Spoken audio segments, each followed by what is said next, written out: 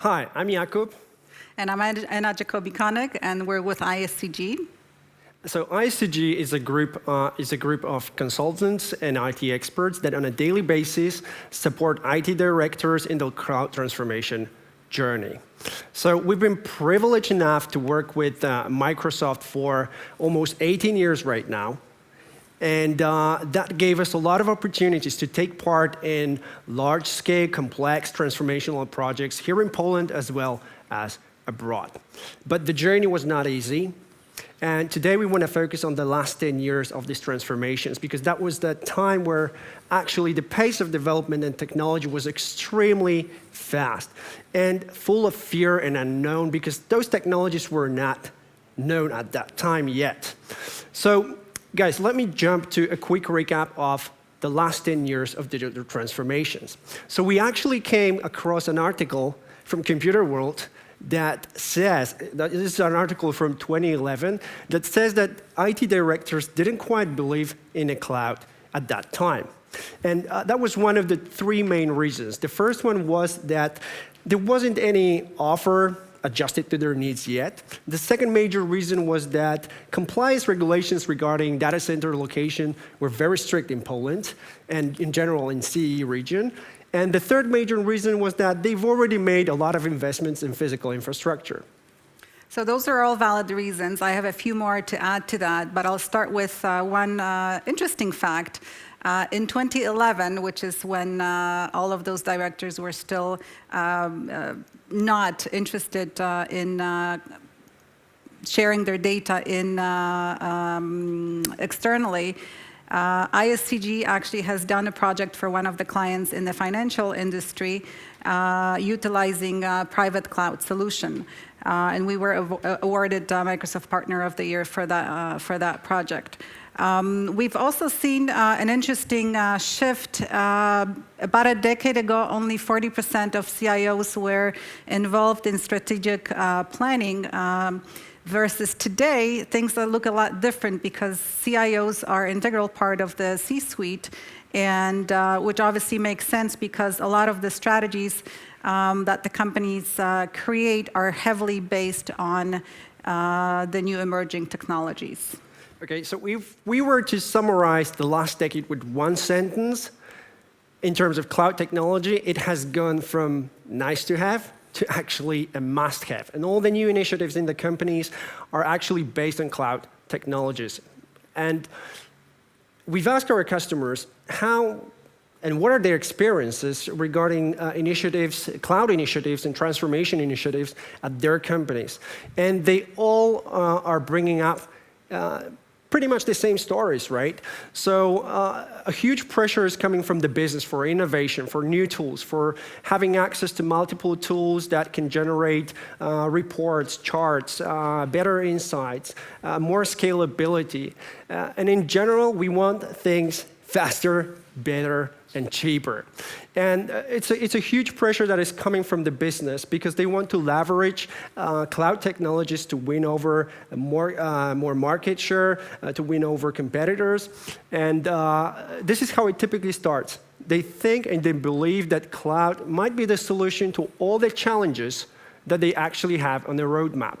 And how it typically goes is that when you have a lot of pressure from the business on the results, pushing innovations, you can't really work in a comfortable way. And you know that you have a big challenge.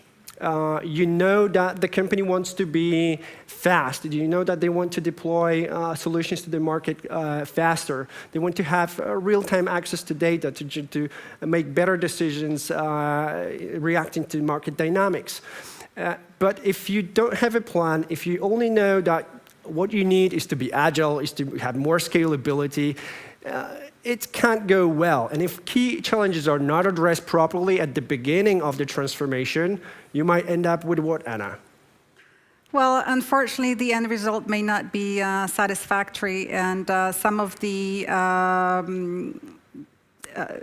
challenges that we've seen from the few transformations with the clients that we've spoken to are that projects last longer than expected. In some cases, the prediction was that the project would be about a year.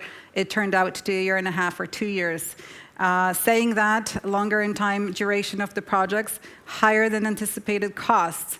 Again, in some cases, those were double the numbers than initially estimated. We see a lot of lack of clarity about what has been achieved, but not only at the end of the project, but throughout the project. A lot of customers have mentioned that they didn't actually believe how difficult this type of a transformation project it could be for them. In essence, they lose clarity on what's actually being done, why they're doing, and then they start asking a very important question, which is, what are we actually transforming into and why? And not having a clear and valid answer to that question could mean trouble. So speaking of trouble, Jacob. Speaking of troubles, right? We came across a Boston Consulting Group research that says a really disturbing number. So actually 70% of digital transformation fall short on results. If you take a look on the graph on the right side, you've got the huge woe zone. Woe stands for, okay, we're not happy with what we've done. And digital transformations are not simple. They're difficult to execute, especially when we are talking about large-scale, complex organizations. And if you take also pressure from enormous pressure from the business, you might make mistakes very, very easily. So 7 in 10 companies are not happy with the results of their transformation. Only 30% of the companies were able to introduce, and this is a key word, a sustainable change in the organization. Anna, why most of these transformations could fail? Well, we were privileged enough to have some candid conversations with our customers who used their critical thinking, and they were able to give us the following feedback, why they thought that they have failed, not completely, but even partially. So we had customers that told us that change management or project management was not up to par. Project management was lacking modern skills and knowledge.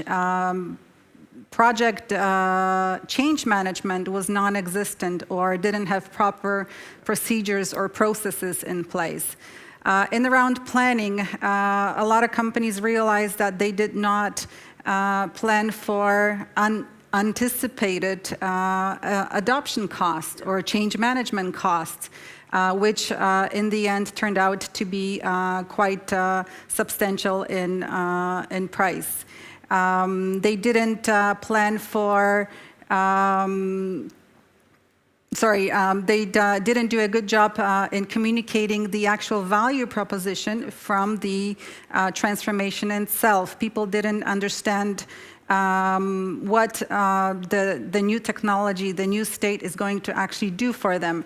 How is it going to change the way they do their job? How is it going to change how the customers react to their services and products? And lack of this type of information caused a lot of resistance from them in terms of that change.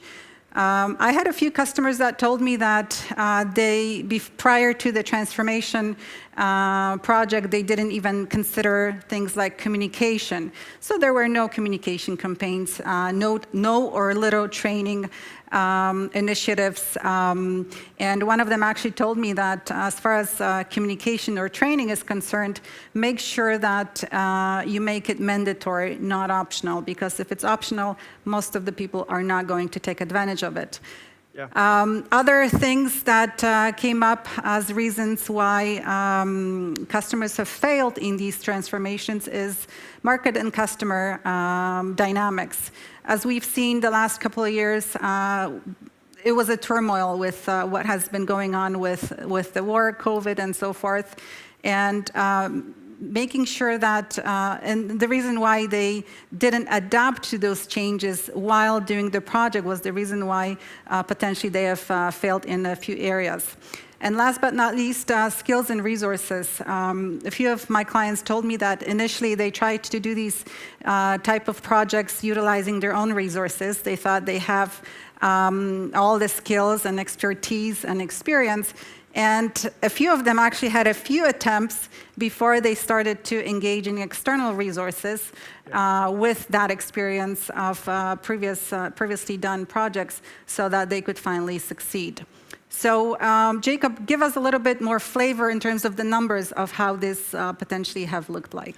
Sure. So we came across another research made by Deloitte and Icahn Institute. They've surveyed almost 200 IT companies in Poland, and over 72% of those companies have huge trouble with actually new architecture design, new cloud architecture design.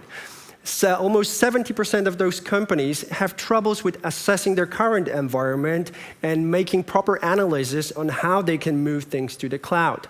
Another important number is, of course, migration strategy, which is a key role sometimes in all those transformations. And they failed to actually design it. 60% of the companies that were surveyed actually used external high-level competence and external consultants, companies, and support. Before I'm going to jump to the next slide, in terms of goals and planning and understanding the transition, this is very important for the companies to understand that if they're not transforming, if they're not moving forward, if they're not utilizing new technologies, they might fall behind, and it will be much harder to catch up later on. Well, in essence, it's what's the cost of not doing anything? Yeah. What's the cost of doing nothing? Exactly. The other point I want to bring up again is communication, Anna, which was really important. If you are bringing new tools, if you're bringing new systems, if you are bringing new solutions to the business, to the employees, you must be sure that those technologies are going to be used. You're not going to, you don't want to spend a lot of money and for the solutions nobody is going to use. So, Anna, we talked to a lot of customers before the conference. We asked them a lot of questions about their stories. What are actually the tips that our customers can give to the rest of the companies that haven't been thinking about the transformation yet? So I wanted to thank all of our customers that were, again, open enough to share their stories and share their challenges and tips. We've decided to point out a few of them. This is not the full list. The few that seem the most important to consider when you're just about to go into a transformation project, or maybe you're in the middle of it but still looking for some pointers to make sure that it ends successfully. So at the top of the list, everybody says, make sure that your goals are clear and transparent. Build your strategy based on what you want and also what you don't want. Other things that also stand out is making sure that you have identified key people in your company that will run and drive that transformation from the very beginning to the very end. It's important that those people are not there just at the very beginning so that everybody knows, hey, here's the leader, and then this person is gone along the way, especially for projects that are longer in duration. Quite a few people have told me that flexibility and proper change management. It's crucial that you do evaluation of your efforts and achievements daily or weekly on a regular basis. And also another thing, don't be afraid to make changes because it's inevitable. If you get fixated on what you initially have thought of doing, and globally things change, and you don't adjust to it, you're going to fail for sure. Yeah, that's one thing you told me just before the conference, that the only constant is change. Is change, correct. Yeah. Resources. Again, I've had quite a few customers that initially tried to do things on their own and realized that it's just in many cases not possible because doing these type of projects that are innovative, that are new, with new technologies that your people don't have any experience with, it's just not doable. So don't be afraid. Be smart. Utilize external resources. You don't have to go all the way, but you can do half and half with that respect. Digital transformations are very complex. They're larger projects. So one of the suggestions is to divide it into pieces. Do agile building blocks. Do POCs. Give yourself enough time to do testing before you're ready to move further to other departments, other solutions, and other features, and so forth. Two last points, communication and training, and goes hand in hand with the actual commitment of your whole organization to the change. Doing a project where nobody knows about, when you don't have the support of your all employees, is just not gonna work. You have to make sure that you invest heavily into communication campaigns, training, as I mentioned earlier. Make those trainings mandatory. Otherwise, people are just not going to utilize the technologies that you've spent an enormous amount of time and money to implement. So as I said earlier, these are just some of the tips that our customers have given us. There are more, so we welcome you to have a chat with us later if you'd like to discuss what could be done, what you could do differently so that your next transformation is a success. Okay, so before we're going to say goodbye, before we're going to finish the presentation, we want to show our gratitude and how grateful are we that we could work with Microsoft and other companies in all those complex transformations and gain expertise, actually, in order to help other customers that are not there yet. And it's a huge challenge. It's a complex challenge. And we know that it brings a lot of fear and a lot of pressure to IT directors and IT organizations in general. So if you have a challenge that is overwhelming currently and you don't know how to tackle that, let's talk. Thank you. Thank you. Just talk.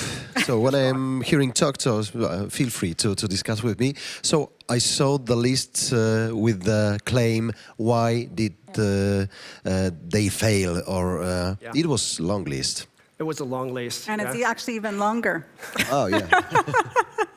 When we can discuss about the main blocker, why did they fail? What it is? I think that companies have a tendency to think about the transformation as a one big block, right? As a one big project that's going to cost them millions, and they're going to spend years on that, right? But what we suggest to our customers, and this is, I think that this is the right approach, try some POCs. Try it on the smaller business units. If you see that it works and it brings a lot of benefits, and the benefits are shadowing the costs, this is a good way to pursue. This is a good way you can try to replicate the same scenario on other business units. Yeah, because we are discussing about 10 years of digital transformation, so we should think about a lot of smallest transformations, not the huge one. Yeah? You know, what we see is that if you're going to stop investing in updating your infrastructure, if you're going to stop investing in security measurements, for example. Or people who know how it works. Yeah, so if you're not advancing, it means you're taking a step back, right? You can fall off of a race, right? And if you want to stay competitive, if you want to be innovative all the way, right? Because this is a fancy word, modern word right now. But if you want to truly innovate, you have to think, you need to have a vision. You need to know where to put your products in terms of an end consumer. And you also have to think about how you can get there, how you can utilize the cloud technologies to get there. It was easier 10 years ago to have a vision. And the direction. No Probably way. not. Yeah. Probably not. No way. I mean, a lot of IT directors were afraid because those were kind of new technologies, right? They knew Office 365. You probably also used Office 365 back in the days, right? And that was all they probably knew about the cloud. More focus was back then on private cloud because a lot of companies, they were scared of sharing data, right? So I think that that is probably the main reason. So when we can discuss about the future, what is ahead of us? What do you think? I mean, what are the trends? What are the trends? Well, there's quite a few of them, but I would think that one of the key ones that we see when speaking with our clients are pertaining to, for instance, multi-cloud. And this is actually interesting because not long ago, everybody was just going into one cloud. Multi-cloud is obviously more expensive, more costly, but after having multiple discussions with a few clients, they said the cost is actually maybe not that it's less relevant, but they prefer to take the higher cost because the impact of potential security breach or service downtime it would cost them a lot more. Other trends that we see, businesses want things today. Even some of them want it yesterday. How can we do that? Utilizing low code or no code. We have a lot of projects on the go where typically a solution would take about a few months to get delivered. We can actually get it done in a few weeks, having it properly done, of course. And one other trend that I've also seen a big shift is security. Mm-hmm. I've had a few conversations quite a few years ago with a few clients that told me that we're not going to invest in security because our C-level management sees this as a cost. They don't see the benefits to it. Yeah. Going into the cloud, the mindset has changed, the priorities have changed, and we've seen actually a huge increase in security spending globally for companies.